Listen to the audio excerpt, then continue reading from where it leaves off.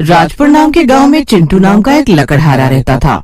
चिंटू को पतंग उड़ाने का बहुत शौक था। वह अपने गांव राजनगर में चिंटू पतंग मास्टर के नाम से प्रसिद्ध था। एक दिन चिंटू का दोस्त बंटी उससे बोलता है, अरे चिंटू भैया, फिर से पतंग महोत्सव आने वाला है। इस बार तो आप फिर से खूब पतंग उड़ाएंगे और मजे लेंगे, हैं? क्या मजे लूंगा? इस बार तो जहर खाने के भी पैसे जेब में नहीं हैं। पतंग और मांझा कहाँ से लाऊंगा? इस बार तो लगता है सबको पतंग उड़ाते हुए ही देखना पड़ेगा। क्या भैया आप भी?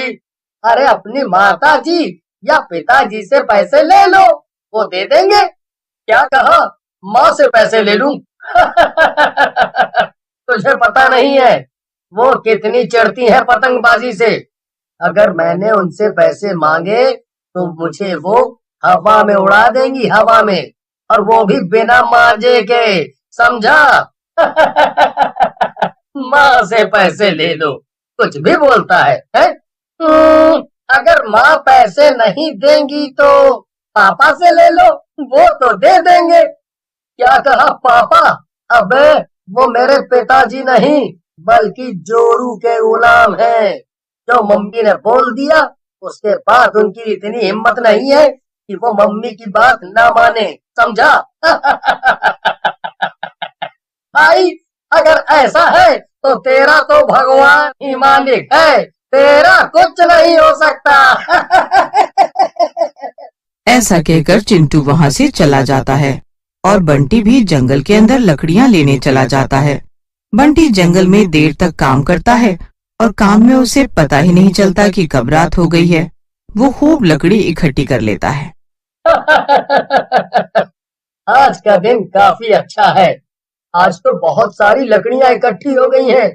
रात हो गई है, अब मुझे चलना चाहिए। फिर बंटी लकड़ियाँ इकट्ठी करके घर की ओर जाता है। तभी उसे रास्ते में एक कांटों की झाड़ी पर पतंग अटकी हुई दिखती है। बंटी पतंग पर ध्यान न देकर आगे बढ़ जाता है, लेकिन तभी पतंग में से आवाज आती है। पतंग की आवाज सुनकर बंटी घबरा जाता है और वहाँ से जाने की कोशिश करता है। हे भगवान, ये कैसी आवाजें आ रही हैं और ये पतंगे कब से बोलने लगी? भगवान मेरी रक्षा करो।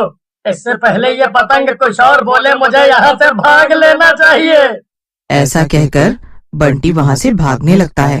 बंटी बड़ी जोर जोर से भाग रहा होता है, लेकिन काफी देर तक भागने के बाद भी बंटी को लगता है कि वो भाग तो रहा है लेकिन उसी जगह पर खड़ा है। अरे ये सब क्या हो रहा है? मैं भाग तो इतनी तेज रहा हूँ लेकिन आगे क्यों नहीं बढ़ पा रहा? ये सब क्या जादू है? तभी पतंग के हंसने की आवाज आती है। हा हा हा हा हा हा।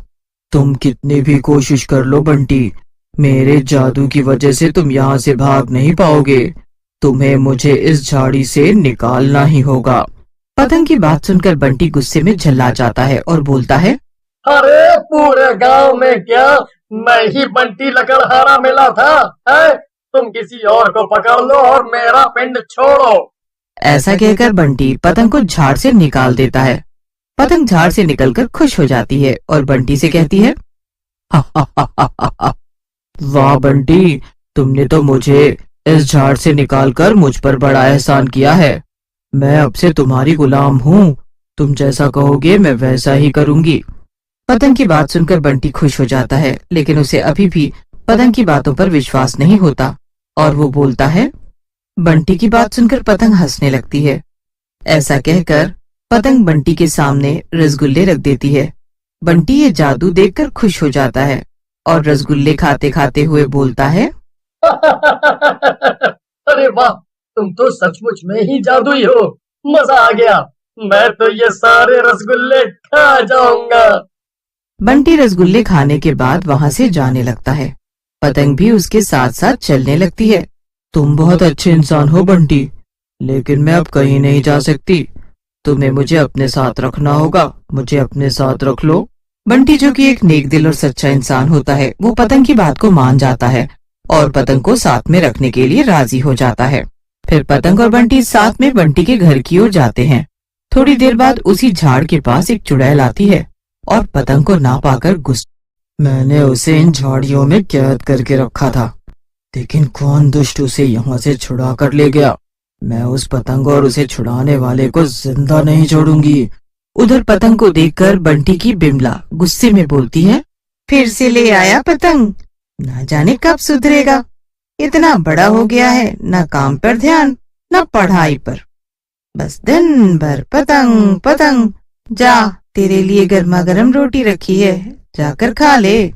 फिर बिमला की डांट खाकर बंटी अपने कमरे में खाना खाने लगता है। पतंग को वो एक टेबल के ऊपर रख देता है। पतंग बंटी से कहती है, वाह बंटी, तुम कितने खुशनसीब हो। तुम्हारे पास इतनी प्यारी माँ है जो तुम्हें इतना प्यार करती है, डांटती भी है और फिर खाना भी देती है। पतंग की बात सुनकर बंटी हंसने लगता है और बोलता है, ये तो तुम सही कह रही हो। मेरी माँ सचमुच इस दुनिया की सबसे प्यारी माँ है। वो मुझे बहुत प्यार करती है। फिर बंटी अपने कमरे में सो जाता है। पतंग बंटी को रात भर सोते हुए देखती रहती है। ऐसे कई दिन बीत जाते हैं। चुड़ैल भी पतंग के ना मिलने से बहुत गुस्से में होती है। ये मनहूस पतंग न जाने कहाँ चली गई है। जमीन खा गई या आसमान निकल गया है। लगता है मुझे इंसानों से ही पूछना पड़ेगा। एक दिन रात में चुड़ैल पतंग को ढूंढ रही होती है। तभी उसे एक शराबी दिखता है। चुड़ैल शराबी के पास जाती है और उससे पतंग के बारे में पूछती है। ए शराबी, तूने कोई बोलने वाली पतंग देखी है क्या? मैं उसे बड़े दिनों से ढूंढ रही हूँ लेकिन वो मिल नहीं रही है।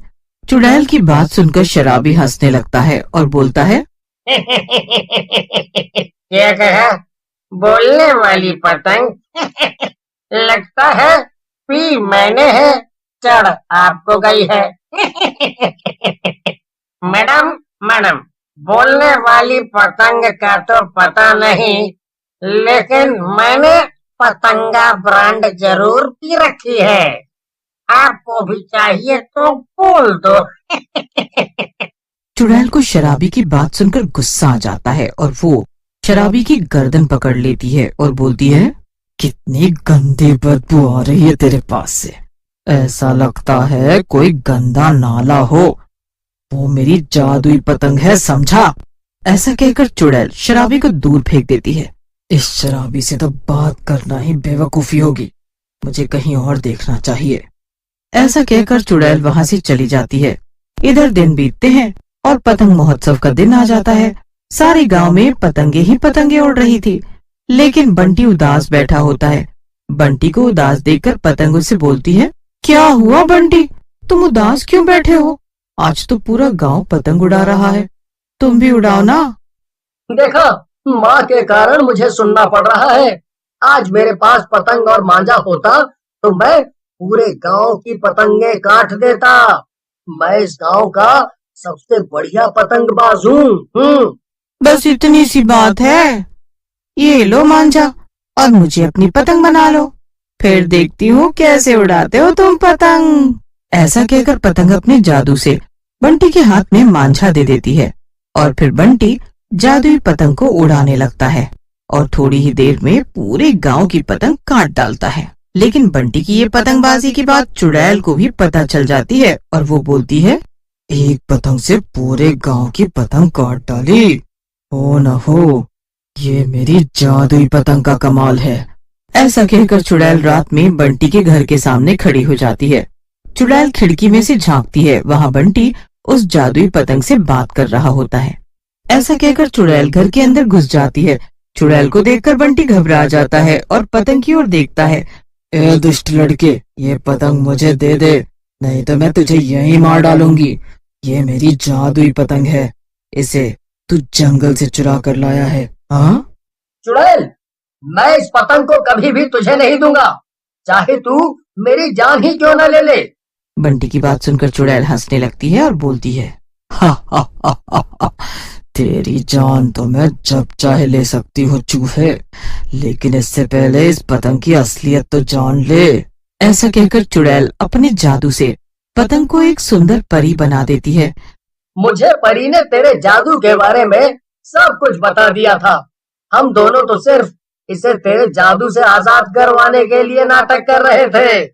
ऐसा कहकर बंटी चुड़ैल के ऊपर पवित्र गंगा जल डाल देता है। गंगा जल के गिरते ही चुड़ैल मर जाती है और परी आजाद होकर अपने